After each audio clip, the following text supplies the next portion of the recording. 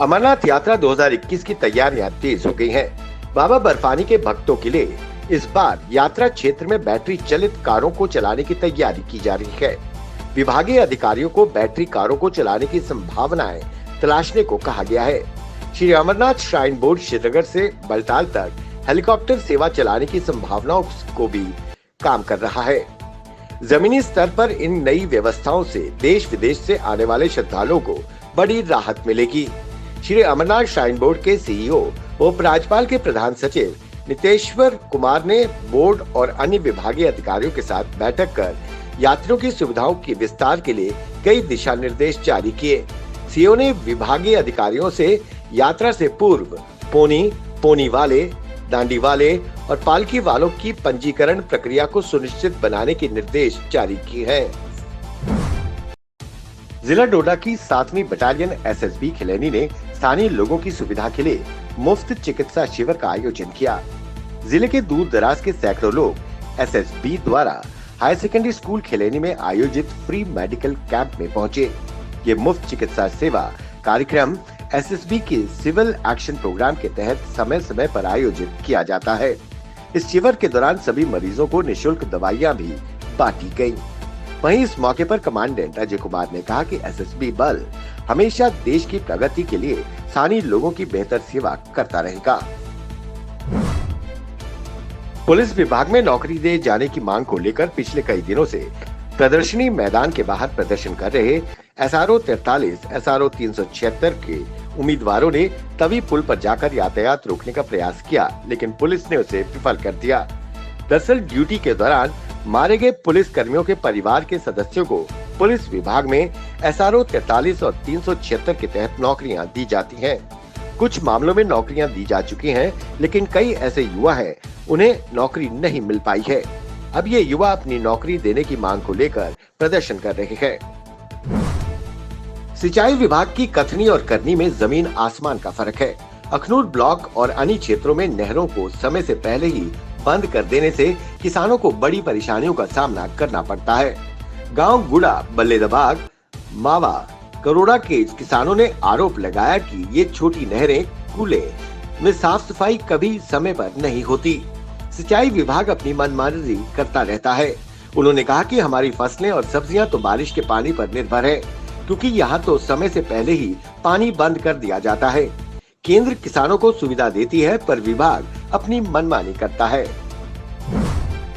जम्मू में कांग्रेस पार्टी द्वारा प्रदेश अध्यक्ष गुलाम अहमद मीर के नेतृत्व में बड़ी संख्या में वरिष्ठ नेता, पूर्व मंत्रियों रमन भल्ला, योगेश साहनी और असंख्य कार्यकर्ताओं ने मोदी सरकार के खिलाफ नारेबाजी कर विरोध प्रदर्शन किया।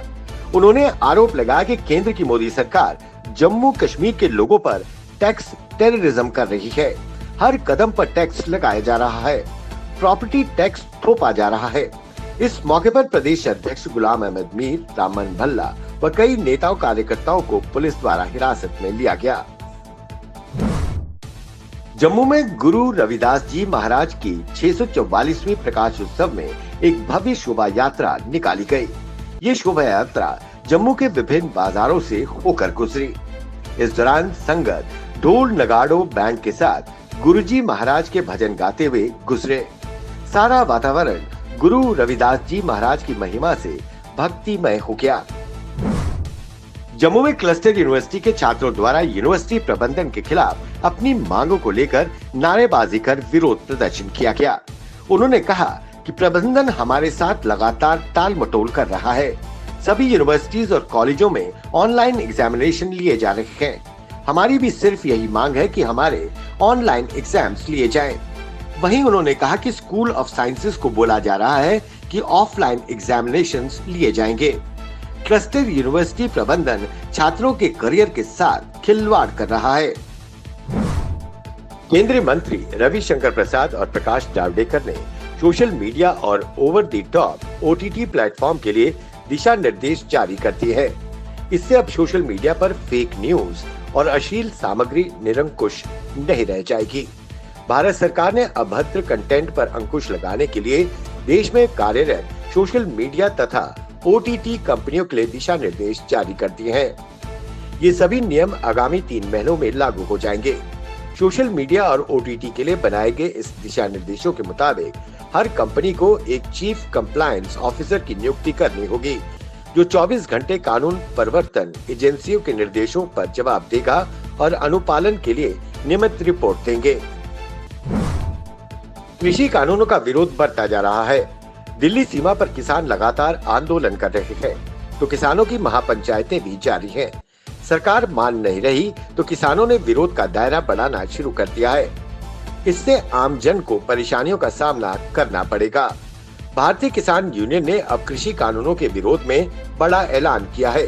सिंधु बॉर्डर पर बैठे संयुक्त मोर्चा के पदाधिकारियों ने दूध के दाम बढ़ाने की बात कही है। भारतीय किसान यूनियन ने जिला प्रधान मलकीत सिंह ने बताया कि 1 मार्च से किसान दूध के दामों में बढ़ोतरी करने जा रहा है, जिसके बाद 50 रुपए लीटर बिकने वाला दूध अब दोगुनी कीमत यानी 100 रुपए लीटर बेचा जाएगा। कश्मीर घाटी के अनंतनाग जिले के दक्षिणी भाग के गांव खागोन क्षेत्र के निवासियों का आरोप है कि उनका गांव 4 साल से आरबीआई श्रेणी की सूची में मौजूद नहीं। स्थानीय लोगों ने कहा कि 1986 में सर्वे और उचित डॉक्यूमेंटेशन के बाद गांव को आरबीआई कैटेगरी में शामिल किया गया था, लेकिन पिछले कई वर्षों से गांव इस लिस्ट से गायब है। वहीं एसडीएफ चेयरमैन द्वारा उच्च अधिकारियों के साथ बैठक कर चर्चा की गई, जिसके बाद अधिकारियों ने तुरंत कार्रवाई करते हुए रेवेन्यू डिपार्टमेंट के अधिकारियों को सुधार के लिए गांव भेजा। वहीं स्थानीय लोगों द्वारा एसडीएफ अध्यक्ष की सराहना की गई। कश्मीर घाटी के जिला अनंतनाग के जिला अस्पताल अनंतनाग में black cat private security agency के गार्ड्स द्वारा अपनी लंबित मांगों को लेकर अस्पताल परिसर में विरोध प्रदर्शन किया गया। उन्होंने आरोप लगाया कि कोविड-19 महामारी के दौरान वो रात दिन अपनी जान की परवाह किए बगैर ड्यूटीज दे रहे थे, परंतु हमें पिछले 7 महीनों से वेतन नहीं दिया गया है। उन्होंने अपनी लंबित वेतन को जल्द से जल्द रिलीज करने की मांग रखी।